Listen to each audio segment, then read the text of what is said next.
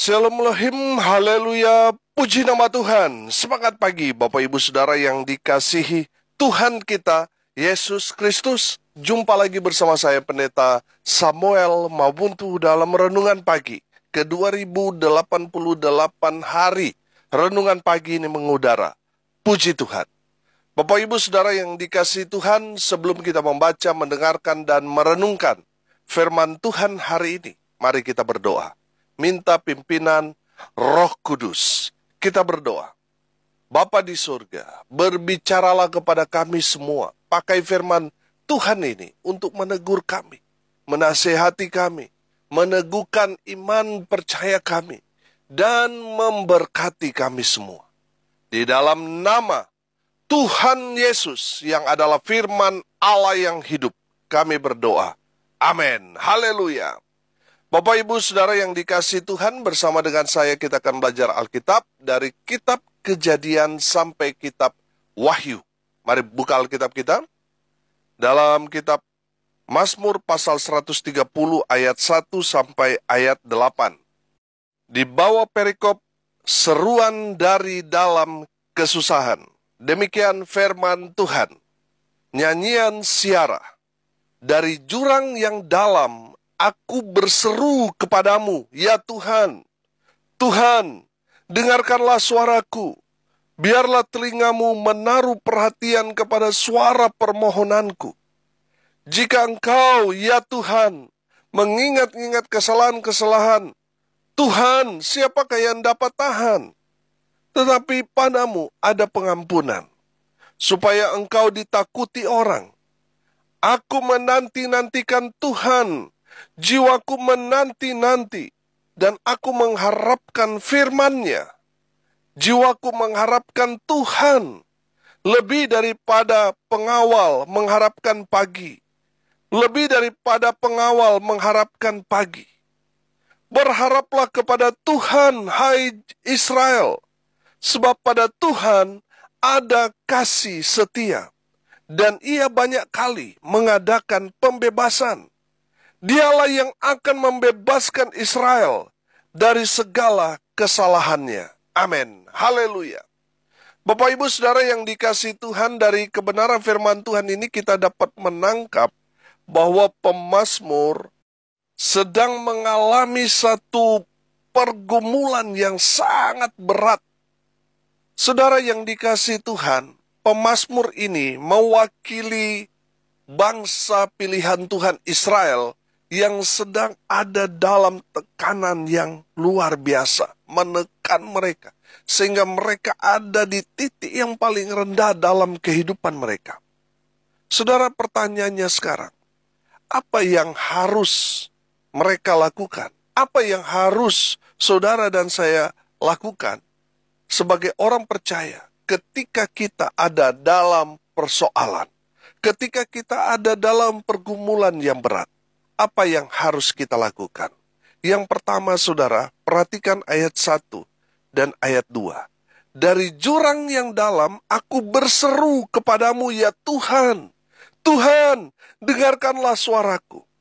Biarlah telingamu menaruh perhatian kepada suara permohonanku. Amin. Haleluya. Yang harus kita lakukan ketika kita ada dalam persoalan yang begitu berat, yang Tuhan izinkan kita pikul, yang harus kita lakukan, berserulah kepada Tuhan. Haleluya. Saudara yang dikasihi Tuhan, kenapa kita diizinkan Tuhan mengalami pergumulan? Karena mungkin kita sudah lama tidak berseru, tidak berdoa, tidak beribadah kepada Tuhan, dan Tuhan menegur kita melalui persoalan, melalui pergumulan, masalah yang kita hadapi, sakit penyakit yang kita idap. Supaya apa, saudara? Supaya kita berseru kepada nama Tuhan. Mungkin tadinya kita mengandalkan Tuhan, kita merasa hebat, kita merasa bisa tanpa Tuhan. Kita merasa, tidak perlu berdoa. Kita bisa cari uang sendiri tanpa kita beribadah, tanpa kita mengandalkan Tuhan. Mungkin dulunya kita melakukan hal-hal seperti itu. Dan Tuhan izinkan kita semua yang kita andalkan terlepas, sehingga tidak ada lagi yang bisa kita andalkan selain datang berseru mencari Tuhan. Haleluya. Bapak Ibu Saudara yang dikasihi Tuhan, kalau saat ini saudara mengalami satu pergumulan yang berat, mungkin sakit yang saudara alami begitu berat, mungkin dokter sudah angkat tangan. Saudara dengar ini baik, Tuhan izinkan itu terjadi kepada saudara, supaya saudara sungguh-sungguh berseru, sungguh-sungguh berdoa, sungguh-sungguh beribadah, sungguh-sungguh cari Tuhan. Saya percaya saudara, mujizat masih terjadi sampai sekarang ini. Amin. Ketika saudara berseru kepada Tuhan, Tuhan turun tangan untuk menolong orang-orang yang berseru atas nama Tuhan yang kudus itu. Haleluya. Sudah perhatikan, dari jurang yang dalam, artinya Israel pada saat itu memang sangat-sangat jatuh. Mereka sangat-sangat tertekan. Mereka yang dicap sebagai umat Tuhan, bangsa kesayangan Tuhan. Mereka yang disebut pangeran-pangeran Allah, anak-anak Allah. Tapi kenyataannya mereka diperbudak. Mereka dihina. Mereka diinjak-injak. Saudara, kenapa Tuhan izinkan itu terjadi kepada bangsa Israel? Karena mereka melupakan Tuhan dalam kehidupan mereka. Mereka tidak mau beribadah kepada Tuhan. Mereka malah mengagung-agungkan mamon. Mereka malah mentuhankan usaha pekerjaan mereka, harta mereka, posisi jabatan mereka. Itulah yang mereka sembah, membuat Tuhan murka kepada mereka. Dan Tuhan izinkan bangsa Israel mengalami masa-masa berat dalam hidup mereka, di mana musuh-musuh Israel menyerang Israel dan menjadikan Israel itu budak mereka. Mereka ditawan, harga diri mereka direndahkan. Mereka yang dicap sebagai anak-anak Allah, mereka menjadi budak di pembuangan. Saudara, Israel ada di satu titik yang paling rendah. Kalau bisa saya bilang di bawah minus. Sudah perhatikan, dari jurang yang dalam, artinya mereka sangat-sangat terpuruk. Saudara, tidak ada lagi yang dapat menolong mereka. Di saat mereka ada di titik itu, mereka kemudian sadar. Mereka mengingat cerita-cerita yang diceritakan secara turun-temurun kepada keturunan Israel tentang bagaimana Tuhan yang Maha Kuasa itu ada di pihak umat Tuhan Israel. Ketika Israel berseru kepada Tuhan, Tuhan turun tangan untuk menolong orang-orang Israel. Haleluya. Saudara, ketika mereka merenungkan peristiwa yang terjadi kepada mereka, mereka ingat cerita dari orang tua, nenek, moyang mereka. Mereka kemudian sadar dan mereka bersatu hati, berseru, berdoa di bawah pergumulan mereka. Mereka digambarkan di sini ada di jurang yang paling dalam. Mereka berseru kepada Tuhan yang maha tinggi, yang maha kuasa. Dan Tuhan mendengar dari surga. Tuhan turun tangan. Amin. Tuhan mengirim nabi, Tuhan mengirim hakim-hakim, Tuhan mengirim raja-raja untuk menolong bangsa Israel yang sedang terpuruk. Saudara yang dikasihi Tuhan, ketika kita berseru kepada Tuhan dengan sungguh-sungguh, saya percaya Tuhan mendengar dari sorga dan akan turun tangan menolong saudara yang bergumul berat. Dan Tuhan akan mengangkat saudara, mengembalikan saudara pada posisi saudara. Bapak, Ibu, Saudara yang dikasih Tuhan, saya tidak tahu apa yang menjadi pergumulan saudara. Tapi yang jelas saya belajar dari firman Tuhan ini. Berserulah kepada Tuhan. Di saat saudara menemukan bahwa orang-orang yang saudara andalkan tidak bisa diandalkan, mengecewakan, saudara, ada satu pribadi yang dapat kita andalkan. Haleluya. Dia adalah Tuhan kita, Yesus Kristus. Haleluya. Bapak, Ibu, Saudara yang dikasihi Tuhan, datanglah kepada Tuhan. Karena Tuhan selalu menyambut orang-orang yang datang kepada Tuhan dengan sukacita. Tuhan tidak pernah menolak siapapun yang datang kepada Tuhan. Pasti Tuhan tolong. Amin. Haleluya. Saudara yang dikasihi Tuhan, yang harus kita lakukan ketika kita ada dalam pergumulan, persoalan yang berat. Berserulah kepada Tuhan. Haleluya. Yang kedua, ayat 3 dan ayat 4, perhatikan. Jika engkau, ya Tuhan, mengingat-ingat kesalahan-kesalahan, Tuhan, siapakah yang dapat tahan? Tetapi padamu ada pengampunan. Haleluya. Supaya engkau ditakuti orang. Haleluya. Bapak, Ibu, Saudara yang dikasihi Tuhan, yang harus kita lakukan ketika kita mengalami satu pergumulan yang berat, bertobat. Minta ampun kepada Tuhan. Bisa saja apa yang kita alami itu konsekuensi atau akibat dari kesalahan dosa yang kita lakukan. Yang harus kita lakukan saat ini, bertobat. Minta ampun kepada Tuhan. Dan saya mau yakinkan saudara, ketika kita bertobat, minta ampun kepada Tuhan, mengakui kesalahan kita, Tuhan Maha Pengampun. Saudara, doa yang paling cepat Tuhan jawab adalah doa minta ampun kepada Tuhan. Di saat kita minta ampun kepada Tuhan, pada saat itu juga Tuhan mengampuni kita. Amin. Saudara yang dikasihi Tuhan, 1 Yohanes 1 ayat 9 berkata begini. Jika kita mengaku dosa kita, maka Ia adalah setia dan adil, sehingga Ia akan mengampuni segala dosa kita dan menyucikan kita dari segala kejahatan. Haleluya. Bapak, Ibu, Saudara yang dikasihi Tuhan, bertobat, akui segala kesalahan dosamu, jangan tutupi kesalahanmu. Semakin saudara menutupi kesalahan saudara, itu akan semakin menyiksa saudara. Saudara ingat ketika Daud, dia menutupi dosa-dosanya karena dia menghamili istri orang Batseba. Saudara, apa yang terjadi dengan Daud? Semakin jahat, saudara.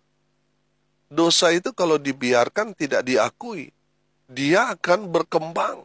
Sehingga kita semakin membuahi kesalahan atau dosa itu. Saudara lihat Daud begitu jahat. Bukannya dia mengakui, tetapi dia sembunyikan. Saudara lihat apa yang terjadi pada Daud. Tuhan marah kepada Daud. Dan anak hasil hubungan gelap itu mati. Gara-gara apa? Kesalahan, dosa dari Daud yang disembunyikan. Saudara dengar baik. Kesalahan atau dosa yang saudara lakukan, upahnya itu maut. Makanya saudara bertobat dan akui kesalahanmu, minta ampun kepada Tuhan, dan saya percaya Tuhan akan mengampuni kesalahan saudara. Amin. Tuhan tidak akan mengingat lagi kesalahan perbuatan, pelanggaran yang kita perbuat. Akui kepada Tuhan. Maka semua dosa-dosa kita, Tuhan ampuni. Bapak, Ibu, Saudara yang dikasihi Tuhan, yang ketiga yang kita harus lakukan ketika kita ada dalam pergumulan. Perhatikan ayat 5 sampai ayat 7. Aku menanti-nantikan Tuhan, jiwaku menanti-nanti, dan aku mengharapkan firman-Nya. Jiwaku mengharapkan Tuhan, lebih daripada pengawal mengharapkan pagi. Berharaplah kepada Tuhan, hai Israel, sebab pada Tuhan ada kasih setia, dan Ia banyak kali mengadakan pembebasan. Dialah yang akan membebaskan Israel dari segala kesalahannya. Amin. Bapak Ibu Saudara yang dikasihi Tuhan, saya belajar di sini bahwa yang dilakukan bangsa Israel, mereka beriman, berharap, menanti-nantikan Tuhan. Artinya mereka percaya bahwa Tuhan pasti tolong mereka. Saudara yang dikasihi Tuhan, yang harus kita lakukan ketika kita ada dalam pergumulan, persoalan yang begitu berat, menghantam kehidupan kita. Yang harus kita lakukan, kita harus punya iman yang kuat. Amin.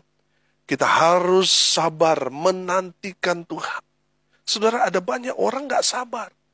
Bahkan Abraham sendiri, bapa dari segala orang beriman, gak sabar juga, saudara, menanti.